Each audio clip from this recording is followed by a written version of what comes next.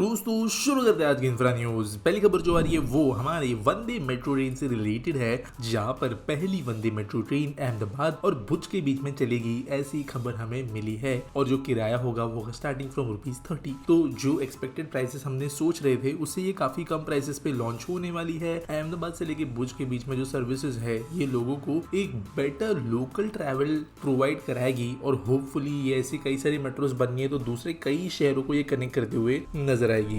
अगली खबर दोस्तों जो आ रही है वो है मुंबई कोस्टल रोड से रिलेटेड, जहां पर ऐसा कह सकते हैं कि जो फर्स्ट फेज का फाइनल प्लान है वो कंप्लीट हो गया है, एटलीस्ट पार्शियली। तो जो part 1 of Mumbai coastal road है वो मरीन ड्राइव से शुरू होते हुए एक टनल से गुजरते हुए फिर बहुत सारे रिक्लेम लैंड और इंटरसेक्शंस को मीट करते हुए फाइनली बांद्रा वर्ली सीलिंग के सदर्न एंड पे कनेक्ट होता है। और इसको कनेक्ट करने के लिए कुछ महीनों पहले मैंने खबर दी थी कि एक आर्क ब्रिज लगाया गया था, जिसके बाद में दूसरा लगाया गया था, और अभी ये जो आर्क ब्रिज है इसके अंदर का पहला वाला सेक्शन जो है वो ओपन कर दिया गया है फॉर ट्रैफिक। यानी अब मरीन ड्राइव से सीधे बांद्रा वर्ली सीलिंग तक कोस्टल रोड का इस्तेमाल करते हुए पहुंचा जा सकता है। हालांकि दूसरा साइड अभी ओपन होना बाकी है, इसके अलावा कुछ इंटरसेक्शंस को भी ओपन करना बाकी है। तो थोड़े यहाँ पे है छोटे मोटे काम जो प्रोबेबली इस साल के अंत तक हो जाएंगे, लेकिन मेन जो कोस्टल रोड है वो अभी अपना जो पर्पस सर्व करने के हिसाब से बनाया गया था वो करने वाला है। अगली खबर दोस्तों जो आ रही है वो है उत्तर प्रदेश से, जहाँ पर IT सेक्टर को एक मेजर रिलीफ दिया जाने वाला है यहाँ की गवर्नमेंट के द्वारा। तो यहाँ पे ऐसा डिसाइड किया गया है कि जो IT सेक्टर है जो करेंटली सर्विस सेक्टर के अंतर्गत ग्रुप की जाती है उसको चेंज करके एक स्टेटस नया दी जाएगा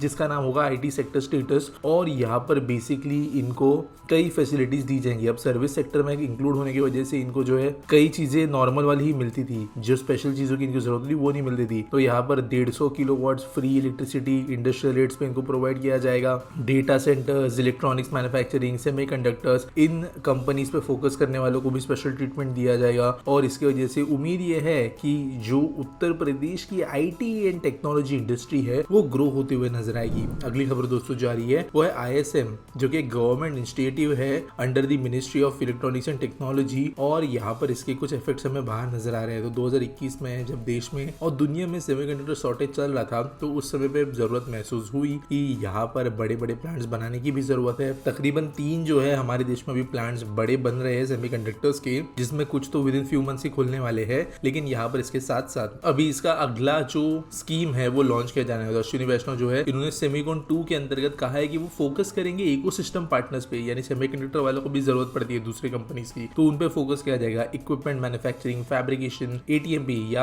असेंबली, टेस्टिंग, मार्किंग, पैकेजिंग, ये वाली कंपनीज वगैरह पे इनको ध्यान देना है और इसके लिए इन्वेस्टमेंट्स लाने की कोशिश की जाएगी। अगली खबर दोस्तों जो आ रही है वो है चेन्नई से, जहाँ पर किलिम्बक्कम के अंदर एक न्यू रेलवे स्टेशन बनाया जाने वाला है। तो दोस्तों यहाँ पर एक बहुत इंपॉर्टेंट सबअर्बन बस टर्मिनस है और यहाँ पे इसीलिए स्टेशन बनाने की जरूरत थी। तो यहाँ पर स्टेट गवर्नमेंट ने फंडिंग दी है, सदर्न रेलवे ने प्लान्स बना लिए हैं और अभी काम जो है कंस्ट्रक्शन का जल्द शुरू हो जाएगा, जिसकी वजह से एक बस और ट्रेन कनेक्टिविटी साथ में जुड़ते हुए नजर आएगी। अगली खबर दोस्तों जो आ रही है वो है हमारे हाईवेज मिनिस्ट्री से रिलेटेड, जहां पर इनके द्वारा एक ऐसा स्टेटमेंट है कि जो इनके पाइपलाइन में प्रोजेक्ट्स है उनको वो बिल्कुल भी स्लो डाउन होने नहीं देंगे। रिसेंटली खबरें आई थी कि न्यू प्रोजेक्ट्स को जो है अप्रूव कराने के लिए थोड़ा भी रोकथाम पे काम चल रहा है, लेकिन गडकरी जी के द्वारा कहा गया है कि जितने प्रोजेक्ट्स उनके पाइपलाइन में हैं उनको बहुत तेजी से एग्जीक्यूट किया जाएगा। अगली दोस्तों जो खबर आ रही है वो है आगरा मेट्रो से रिलेटेड, जहां पर लार्सन एंड ट्यूब्रो को 1242 करोड़ का एक कॉन्ट्रैक्ट मिल गया है और civil construction of Agra metro phase 1 उनके 15.09 किलोमीटर के लाइन के लिए। तो यहाँ पर गलंदी विहार के 14 स्टेशन भी इंक्लूड किए जाएंगे और इसके वजह से आगरा मेट्रो का एक्सपांशन होता हुआ नजर आएगा। अगली खबर दोस्तों ये सेंट्रल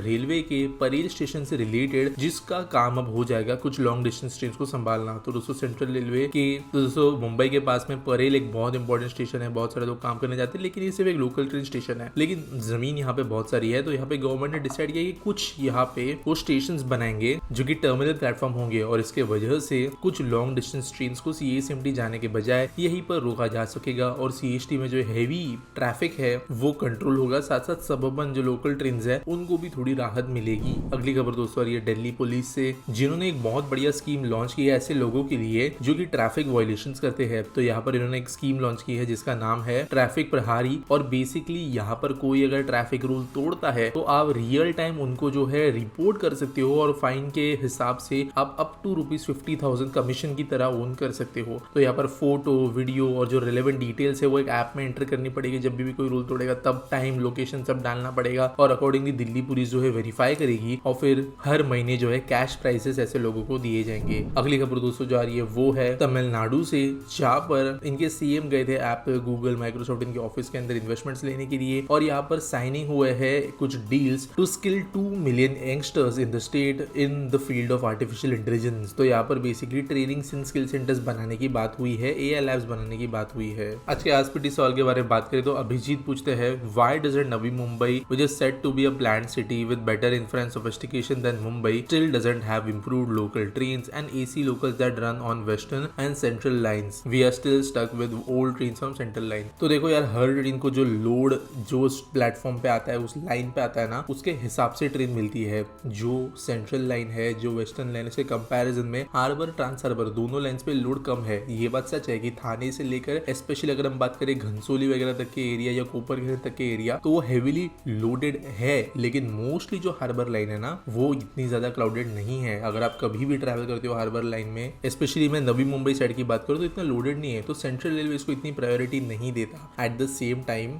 एसी लोकल्स की अगर हम बात करें तो सेंट्रल रेलवे खुद सेंट्रल रेलवे के मेन लाइन को भी बहुत समय से ध्यान दे रहा नहीं एसी में, इनफैक्ट सर्विस कम करने की बात कर रहा है। वेस्टर्न के अंदर एसी बढ़ रही है, वहां पे वो लोग ध्यान देते हैं, उनके यहाँ पे बहुत सर्विस है। सेंट्रल को वैसे भी कुछ भी काम करने में शौक नहीं है और सेंट्रल के अंदर कोई भी काम जो एक्चुअली हो नहीं रहा है, तो वहां पे नवी मुंबई को कुछ दिया जाना बहुत ज्यादा अनोखी बात होगी। एट द सेम टाइम ये बात भी सच है कि जो पहली सेंट्रल रेलवे की एसी लोकल मिली थी वो नवी मुंबई के लिए ही चलाई गई थी, थाने से लेके पनवेल के बीच में। लेकिन रिस्पांस जो है वो इतना अच्छा मिला नहीं था। साथ साथ हार्बर लाइन पे लिमिटेशंस है सर्विस के, ट्रैक्स वगैरह की वजह से, तो वो भी मेजरली हिट हुए थे। तो अकॉर्डिंगली यहाँ पे जो है काम हुआ नहीं। हालांकि होना चाहिए क्योंकि सेंट्रल रेलवे का ये जो हिस्सा है हार्बर, ट्रांस हार्बर का, यहाँ पे अगर हम खाड़ी के इस पर देखें, मैं मानखुर्द गोवंडी की बात नहीं कर रहा हूँ, लेकिन इस तरफ में अगर हम देखें तो बहुत ज्यादा हाई पेइंग कैपेसिटी के लोग हैं। तो यहाँ पर सेंट्रल रेलवे को ध्यान देना चाहिए, लेकिन वो देते नहीं है। उम्मीद करता हूँ आपको सवाल का जवाब मिल गया होगा। आपके पास कोई सवाल है आप कमेंट सेक्शन में पूछ सकते हो। मिलेंगे अगले वीडियो में।